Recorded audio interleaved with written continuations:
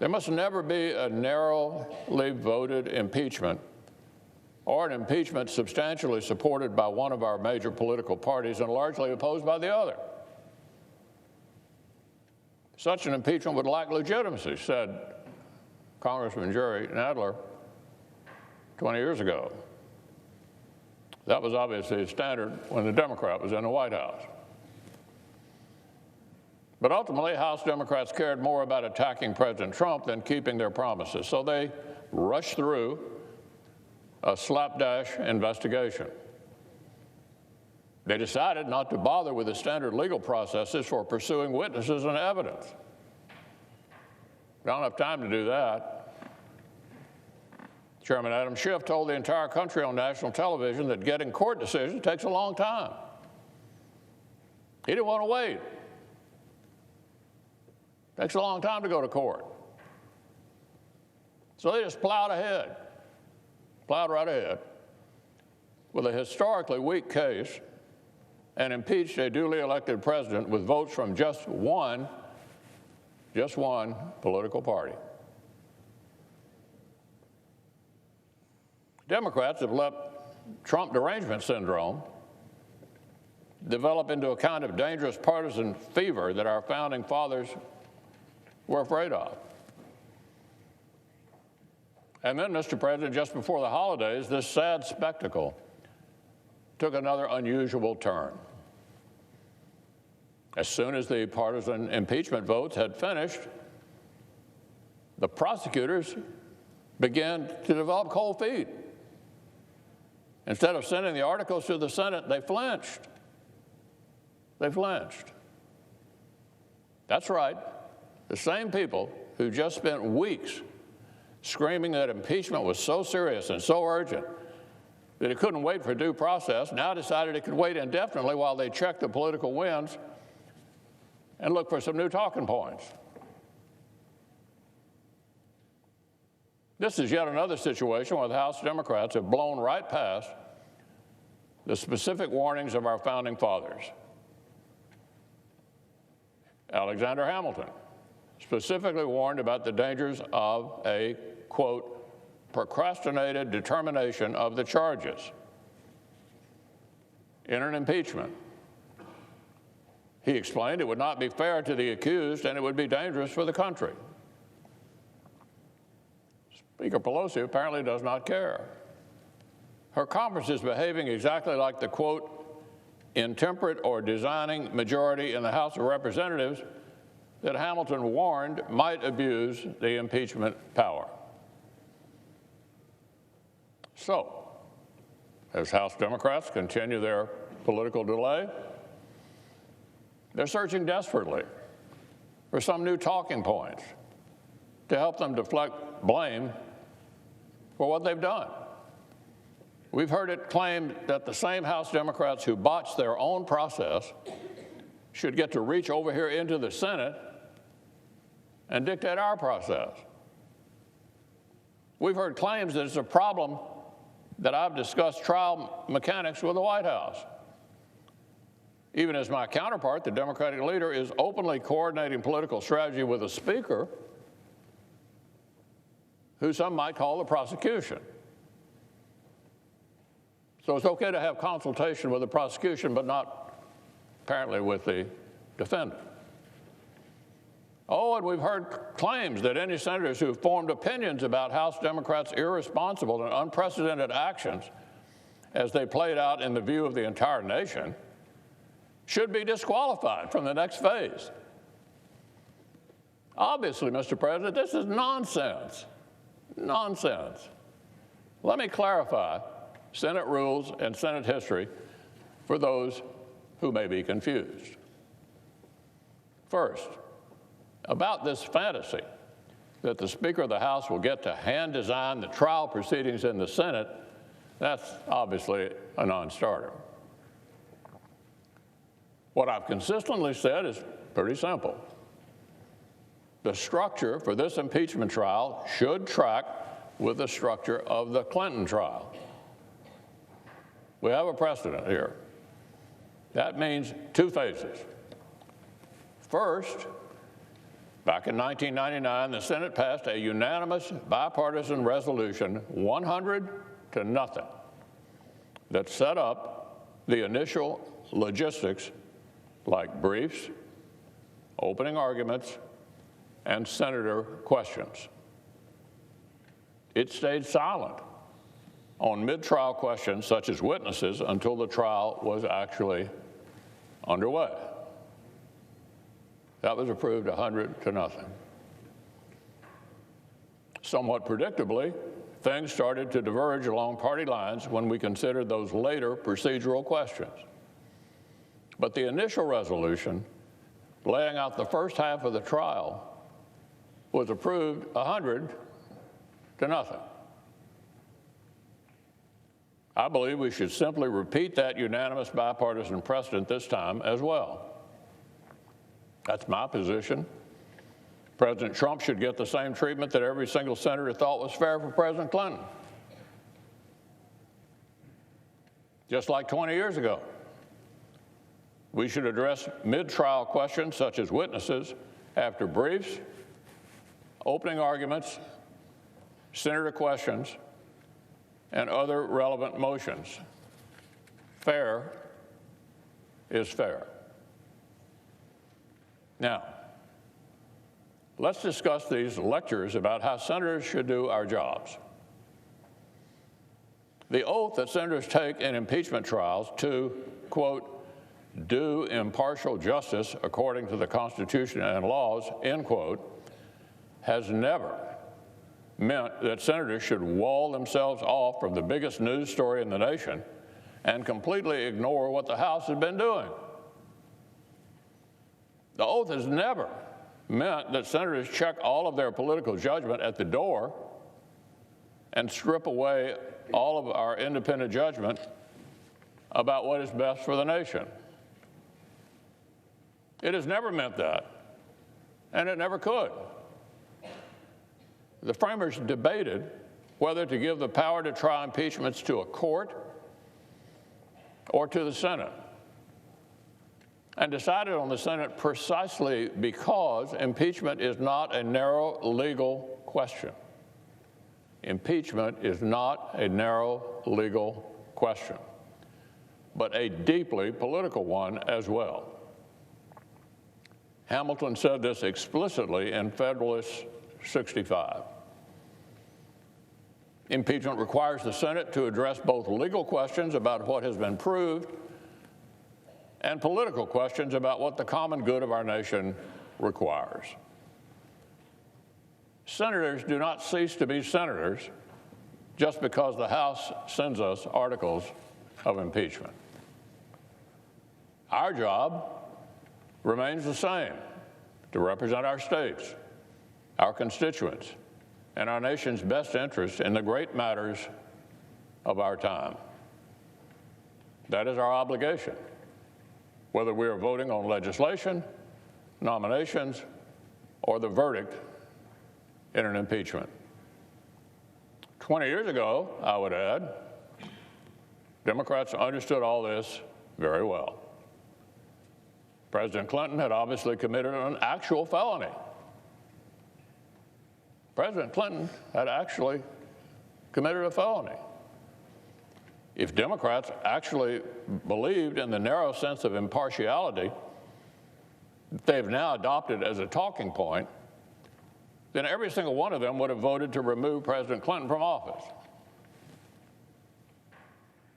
Oh no, but instead, a majority of the Senate decided that removing President Clinton, despite his proven and actual crimes, would not best serve the nation. Mr. President, they made a political judgment. And by the way, back then, leading Democrats had zero objections to senators speaking out before the trial. The current Democratic leader, Senator Schumer, was running for the Senate during the House impeachment process back in 1998. He voted against the articles both in the House Judiciary Committee and on the House floor.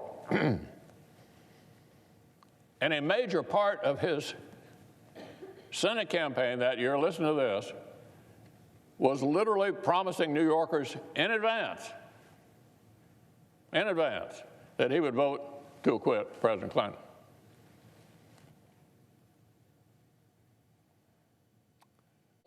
People asked if it was appropriate to him to prejudge like that. He dismissed the question, saying, quote, "This is not a criminal trial, but something the Founding Fathers decided to put in a body that was susceptible to the whims of politics." That was the Democratic leader in the '98 Senate campaign. That was the newly sworn-in Senator Schumer in 1999. A few weeks later, during the trial itself, Democratic Senator Tom Harkin successfully objected to the use of the word jurors to describe senators because the analogy to a narrow legal proceeding was so inappropriate, according to Senator Harkin.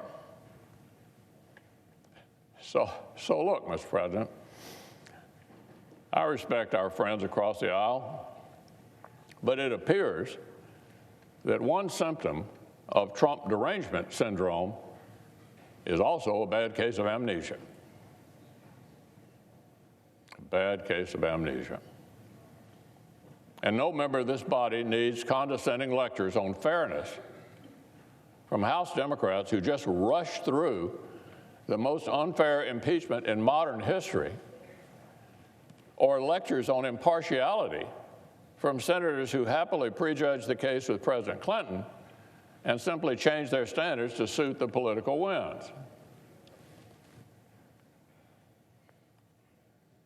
Look, anyone who knows American history or understands the Constitution knows that a senator's role in an impeachment trial is nothing like the job of jurors in the legal system. The very things that make the Senate the right forum to settle impeachment would disqualify all of us in an ordinary trial. All of us would be disqualified in an ordinary trial.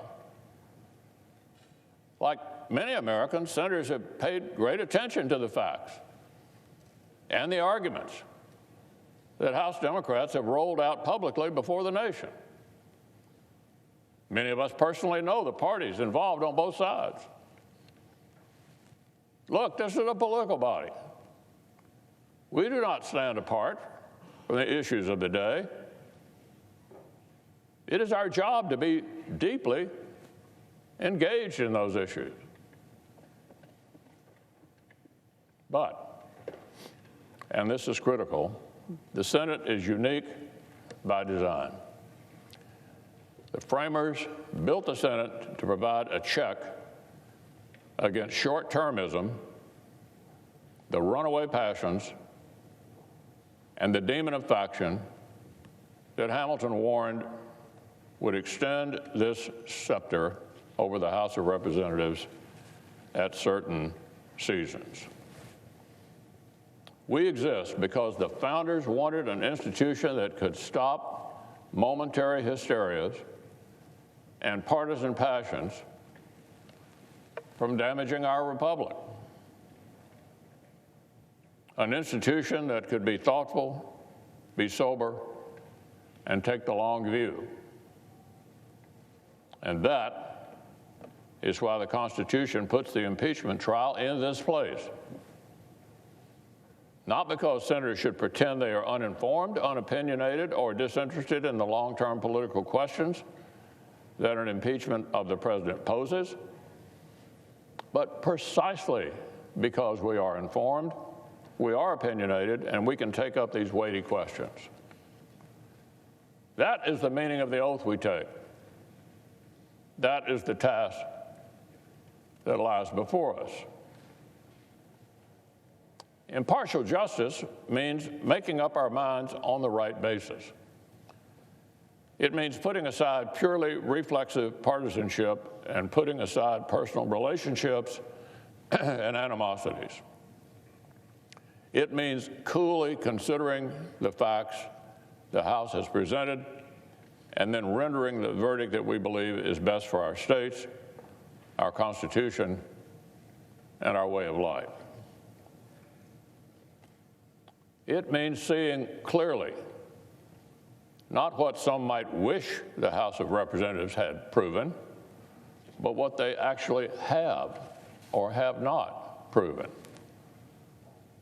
It means looking past a single news cycle to see how overturning an election would reverberate for generations. So look, you better believe senators have started forming opinions about these critical questions over the last weeks and months. We sure have, especially in light of the precedent-breaking theatrics that House Democrats chose to engage in. But here's where we are, Mr. President. Their turn is over. They've done enough damage. It's the Senate's turn now to render sober judgment as the framers envisioned. But we can't hold a trial without the articles. The Senate's old rules don't provide for that. So for now, we're content to continue the ordinary business of the Senate while House Democrats continue to flounder. For now. But if they ever muster the courage to stand behind their slapdash work product and transmit their articles to the Senate, it will then be time for the United States Senate to fulfill our founding purpose.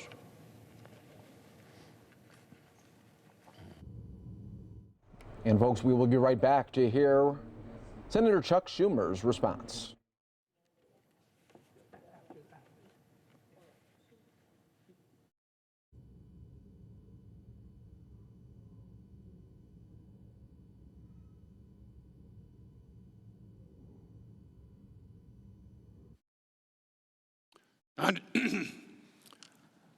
Under the previous order, the leadership time is reserved.